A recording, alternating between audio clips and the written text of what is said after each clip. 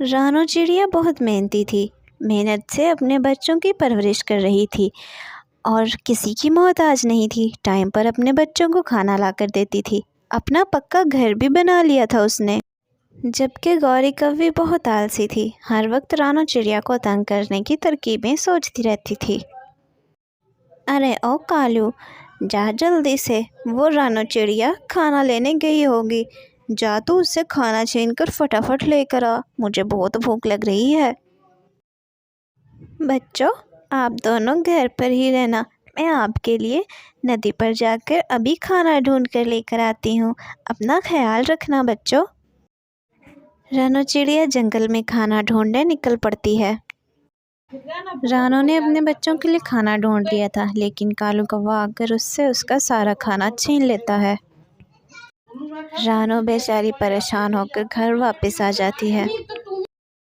मम्मा, आप तो खाना लेने गई थी हमारे लिए, आप खाली हाथ ही वापस आ गई हैं। खाना नहीं मिला क्या आज?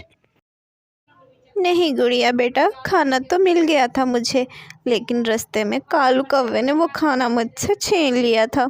इन कौवों ने तो तंग कर रखा है, हमारा जीना मुश्किल कर दिया इन्होंने। अरे वाह कालू, तुम तो चिड़िया से खाना छीन कर ले आए हो। अब तो तुम बड़े माहिर होते जा रहे हो उस चिड़िया को सताने में। मैं से एक बात बोलूं, मुझे तो खुद बड़ा मज़ा आता है उस चिड़िया को तंग करने में। छोटी सी तो है वो। बच्चों, आप दोनों यहीं घर के बाहर ही खेलना। मैं दाना ढूंढकर जल्दी वापस आ जाऊंगी। बस दुआ करना कि आज कालू कौवा मुझसे मेरा दाना ना छीन ले। मैं जल्दी वापस आऊंगी।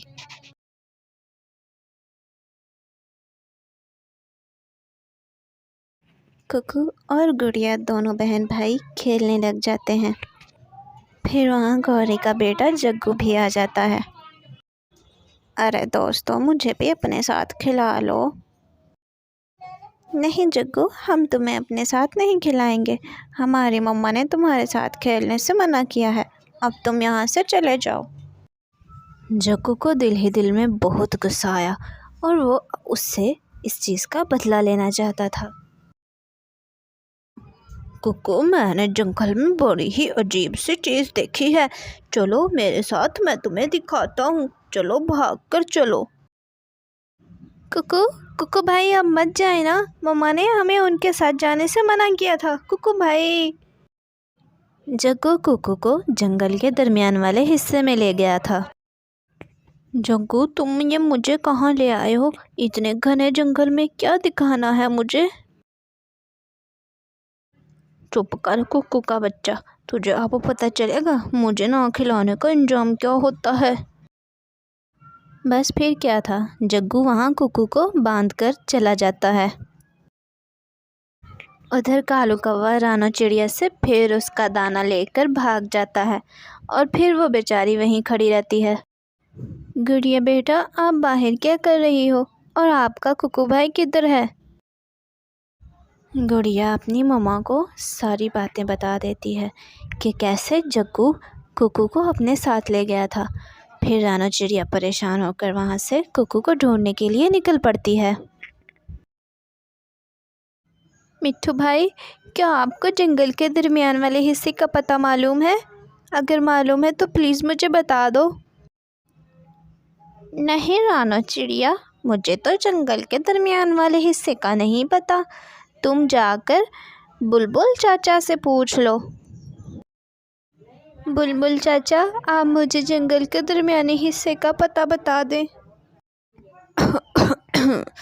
अरे, बुलबुल के पास आई हो, लेकिन पहले ये तो बता दो कि हुआ क्या है। जंगल के दरमियाने हिस्से में क्यों जाना चाहती हो बेटी? बुलबुल चाचा, मैंने अपने कुक्कू को ढूंढने जाना है। जग्गू उसे धोखे से जंगल के दरमियाने हिस्से में ले गया था, लेकिन वो अभी तक वापस नहीं आया। मैं उसे ही ढूंढने जा रही हूँ। बुलबुल चाचा फिर रानो चिड़िया को जंगल के दरमियाने हिस्से का पता बताता है। रानो और गुड़िया आखिरकार जंगल के दरमियाने हिस्से में पहुँच जाते हैं। कुकू, कुकू बेटा, आप मेरी आवाज़ सुन पा रहे हो ना? जवाब दो बेटा। कुकू भाई, आप कहाँ हो? हम आपको लेने आए हैं। मम्मा, मम्मा मैं यहाँ हूँ, आपके पीछे। कुकू, कुकू मेरा बेटा, आप परेशान ना हो। आपकी मम्मा आ गई है ना, सब ठीक हो जाएगा। मेरा प्यारा बेटा, शुक्र है आपको कुछ नहीं हुआ, आप ठीक हो। इतनी ही देर में रानो चिड़िया की माँ नानी चिड़िया वहाँ आ जाती है। माँ, आप बाहर क्यों खड़ी हैं? अंदर आ जाएं, आके आराम कर लें। आप थक गई होंगी, बहुत लंबे सफ़र से आई हैं ना। अरे रानो, मेरे कुकू बेटे को क्या हो गया है? ये ऐसे क्यों लेटा है? कुछ नहीं माँ, बस गौरी कवि के बेटे जग्गू ने कुकू को जंगल के दरमियाने हिस्से में ले जाकर बांध दिया था। कालू कौवा मुझसे मेरा लाया हुआ दाना भी छीन लेता है। मुझे बहुत तंग कर रहे हैं ये कौवे। देखो रानो, तुम इन परिंदों से जितना डरोगी ये तुम्हें और डराएंगे। जुल्म सहने वाला जुल्म करने वाले के बराबर होता है। तुम इनके खिलाफ लड़ो, मैं तुम्हारी मदद करूँगी। रानो चिड़िया की माँ रानो को अपने साथ लेकर गौरी के घर चली जाती है। रानो की माँ आते ही गौरी कवि को मारना शुरू कर देती है। अरे अरे माँ जी, मुझे क्यों मार रही हो तुम बिला वजह? मैंने क्या कर दिया? एक बात मेरी कान खोल के सुन लो गौरी, आइंदा मेरी बेटी को तंग करने की कोशिश की तो तुम्हारा सत्यानाश कर दूंगी मैं। आई बात समझ में? कालू, अरे वो रानो चिड़िया की माँ, अरे वो बुढ़िया बहुत खतरनाक है, मुझे बड़ा मार कर गई है आज। अच्छा ऐसी बात है क्या? मैं जाकर अभी रानो चिड़िया से दाना छीन कर लाता हूँ। वो दाना लेने गई होगी, फिर मैं देखता हूँ उसकी बूढ़ी माँ हमारा क्या बिगाड़ लेगी। हाँ हाँ जाओ, तुम्हें भी वो मज़ा चखाएगी। कालू फिर रानो से उसके दाने छीन लेता है। रानो फिर खड़ी देखती रहती है और कुछ नहीं कर पाती। अरे रानो, तुम तो दाना लेने गई थी ना, फिर खाली हाथ क्यों लौट आई हो? क्या बताऊँ माँ, दाना तो मिल गया था, लेकर आ रही थी, लेकिन वहाँ कालू कौवे ने फिर दाना छीन लिया और मैं कुछ ना कर पाई। रानो की माँ फिर जाकर गौरी की खूब पिटाई करती है और वो बैठी देखती रहती है।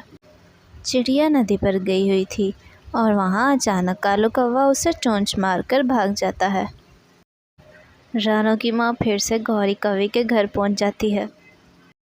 मम्मा, माँ जी आप यहाँ पर? आज फिर मुझे मारने की तैयारी कर आई हैं? आज फिर मार खाने की मेरी बारी है क्या? अरे नहीं, आज तो मैं कालू कौवे की हजामत करने आई हूँ। कहाँ है वो? निकालो उसे बाहर ज़रा। नहीं माँ जी, कालू तो घर पर नहीं है, वो तो बाहर गया है कहीं। कालू शाम के वक्त घर आ जाता है। अरे कालू, आज वो रानो चिड़िया की माँ आई थी, तुम्हें ढूंढ रही थी। जैसे उसने मेरी हजामत की, शायद वो तुम्हारी भी करेगी अब। वो बहुत खतरनाक बुढ़िया है। तभी अचानक दरवाजे पर दस्तक होती है। लगता है वही बुढ़िया आई है। कालू, अब तुम्हारी खैर नहीं।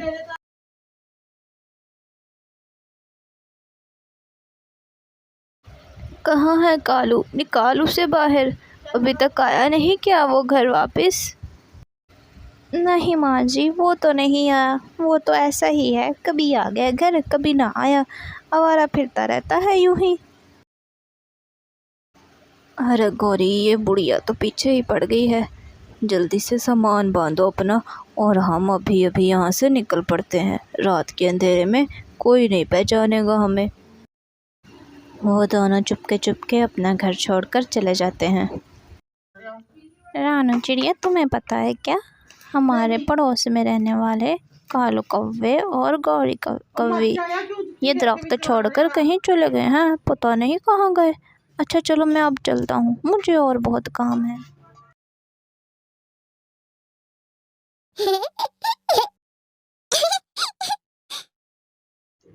आखिरकार रानू की माँ ने रानू को गौरी कवि और कालू से निजात दिलवा दी थी। जुल्म के खिलाफ आवाज़ उठाएं तो जुल्म दब जाता है। ये बात सच है कि जुल्म को सहने वाला ही जुल्म करने वाले के बराबर होता है।